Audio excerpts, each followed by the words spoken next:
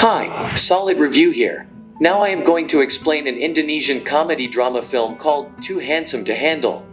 Spoilers ahead, watch out and take care.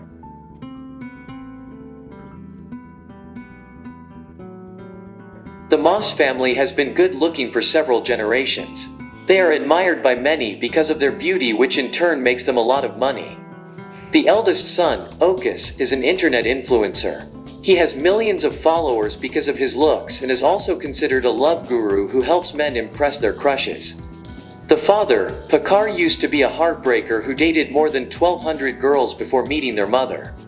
Meanwhile, the mother can also be considered handsome because of her masculine features and an obvious mustache. Lastly, the protagonist, Kulin, is the youngest son and the most attractive of them all. The family has gotten used to their life as people with good looks. Except for Kulin, who struggles to live normally because of his handsomeness. He often wishes he was only mildly attractive. That way, he could go out without being chased by a crowd of women every time. Girls go crazy, pass out, pull their hair, and often get nosebleeds on getting a look at his attractive face. As a result, he has never had genuine interaction with a girl. He avoids going out in public as much as possible and has been homeschooled till now. Kulin has no friends he can talk to other than his pet fish. He often plays cards with it and talks to it out loud. His family watches him through a camera and worry. They want him to have a normal teenage life and try their best to help him. Okus frequently shows him pictures of girls, trying to hook him up with someone. However, Kulin says that his type in girls is someone who doesn't like him. He wants to be seen for his personality and interest, not his face. When nothing works to motivate Kulin to go out, the family takes it a step further. They plan to fake financial problems and guilt him into going to a school. One night when Kulin wakes up to drink water, they pretend to be worried about their finances.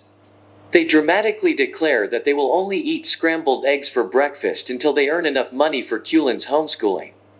He feels awful to be causing his parents so much trouble.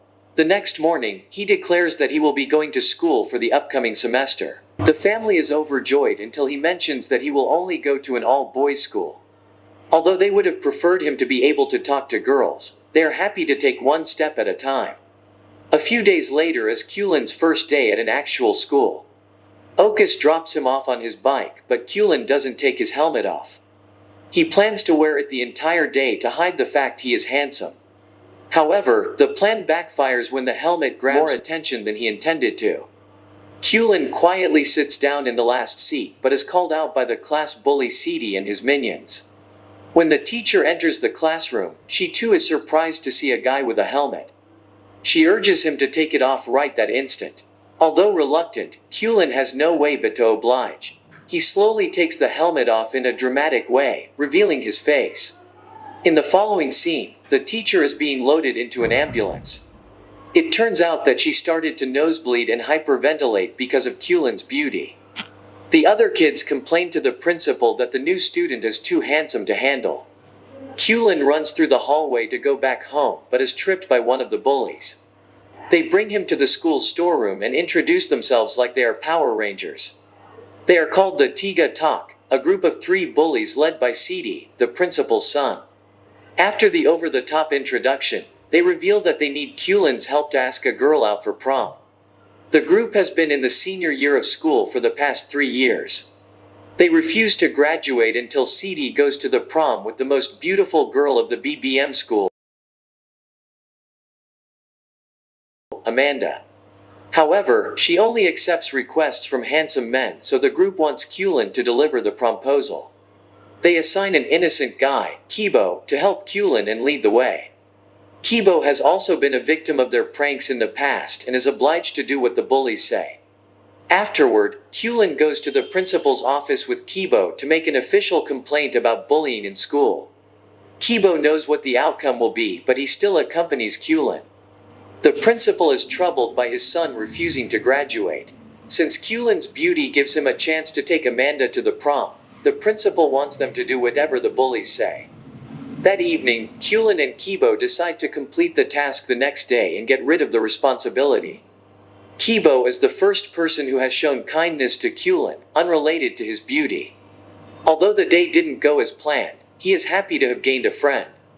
The next morning, they go to the BBM school where the girls smell the presence of the boys. They are strict about not allowing ugly boys to enter the school premises. Hence, when they notice Kulin wearing a helmet, the entire school asks him to take it off. In a climactic scene, Kulin takes the helmet off and mayhem ensues among the girls. Only a few hours later, the news makes it to the television. Clips of girls crying, bleeding through their noses, getting possessed, and jumping around are being shared all around social media. Kulin starts being known as the too handsome to handle guy. The hottest student of the BBM school and model named Amanda also hears the news and is instantly smitten by Kulin. He is the first guy who matches in beauty and status with her. She immediately makes it her mission to impress him. When the news becomes huge, a crowd of girls gathers in front of the Moss residence. The family starts charging them money for a house tour. Kulin, who is hiding in the streets, sees his family on the news. He feels betrayed and used by his own people. When they call him, he refuses to come home and feels even sadder when his pet fish is mishandled and killed by the tourists. He is now on the roof of a building hiding from the maniacs chasing him in the streets.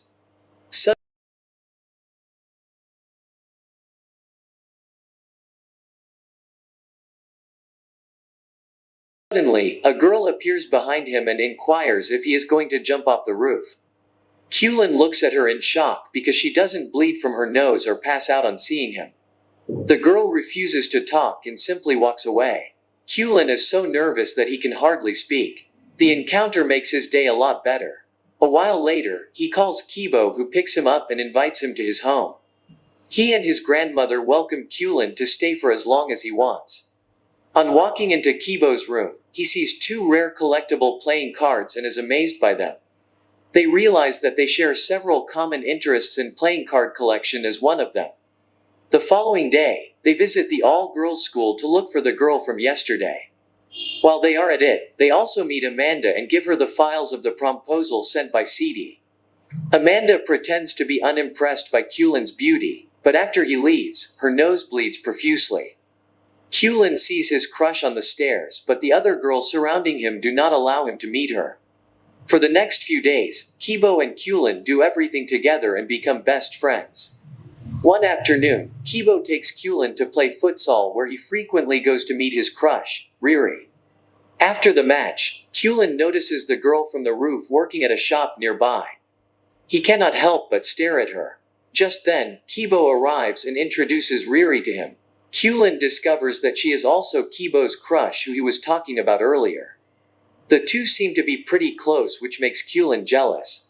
He can hardly fall asleep that night because the feeling is new and confusing to him. Then, he remembers Okus as a love guru and fixes a meeting with him. When they meet the following morning, Okus breaks down crying tears of happiness. He had been waiting for the day to give his brother advice on girls. Kulin has forgiven his family for selling him out to his fans because if that had not happened, he would have never met Riri. The brothers then go shopping for groceries while Okus lists out the points of things Kulin should do to impress his crush. As Kulin follows Okus's suggestions, he registers he is far from knowing Riri like Kibo knows her.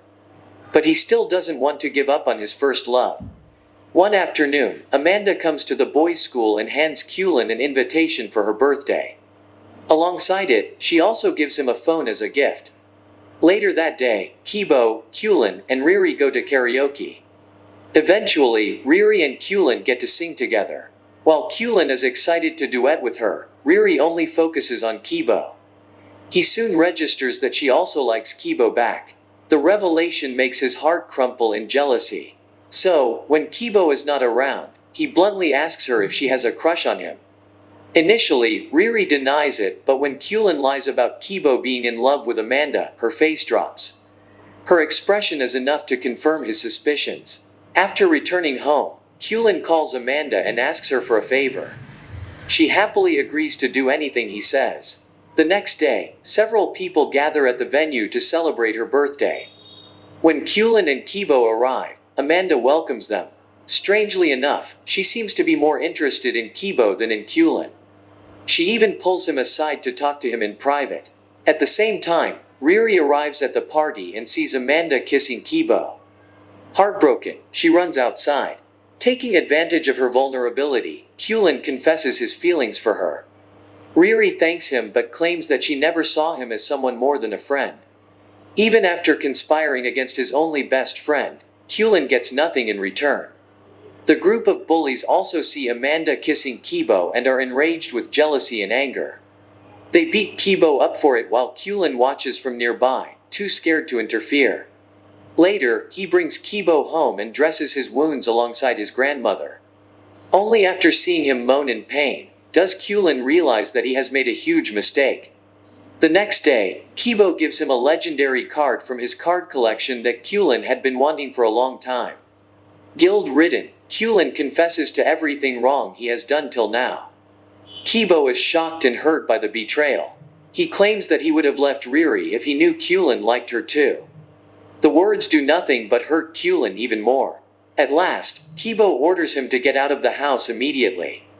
Knowing that he is in the wrong, Kulin simply leaves. He finally returns home after a month.